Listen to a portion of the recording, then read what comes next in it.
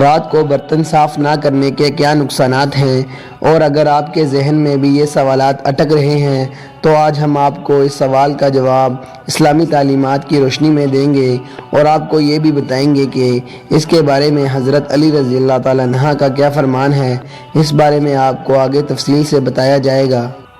کہتے ہیں کہ حضرت علی رضی اللہ تعالیٰ عنہ سے ایک عورت نے اپنے گھر کی پریشانیاں بیان کی اور کہا کہ مجھے سمجھ نہیں آتی کہ ہمارے گھر میں بے برکتی کیوں ہوتی ہے۔ اس پر حضرت علی رضی اللہ تعالیٰ عنہ نے دریافت کیا کہ کیا تم رات کو سونے سے پہلے چھوٹے برتن دھوتی ہو یا چھوٹے برتن اسی طرح چھوڑ کر سو جاتی ہو؟ تو اس عورت نے کہا میں تو رات کو برتن ویسے ہی چھوڑ کر سو جاتی ہوں، اور اس پر حضرت علی رضی اللہ تعالیٰ عنہ نے فرمایا کہ تمہارے گھر میں پریشانیوں اور بے برکتی کی وجہ یہی ہے، اس لیے رات کو برتن صاف کر کے سویا کرو۔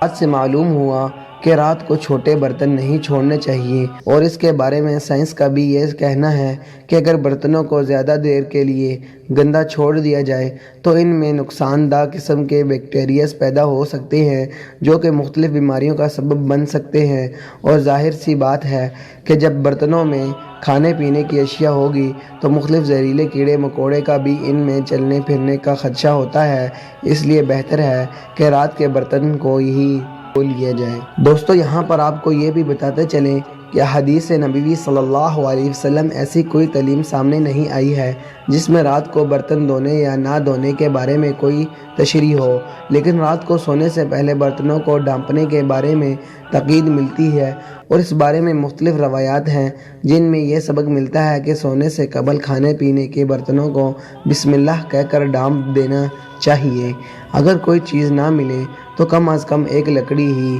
صحیح بسم اللہ کہہ کر اس پر رکھ دی جائے، اس لیے کہ شیطان بند دروازوں کو اور ڈھکے ہوئے برتنوں کو نہیں چھوتا۔ ایک حدیث میں آپ صلی اللہ علیہ وسلم نے اس کا سبب یہ بیان فرمایا ہے کہ سال میں ایک رات ایسی آتی ہے جس میں وبا اور بلا نازل ہوتی ہے، اور جس چیز کا منہ بند نہ ہو اور جو برتن ڈھکا ہوا نہ ہو اس میں یہ وبا اترتی ہے۔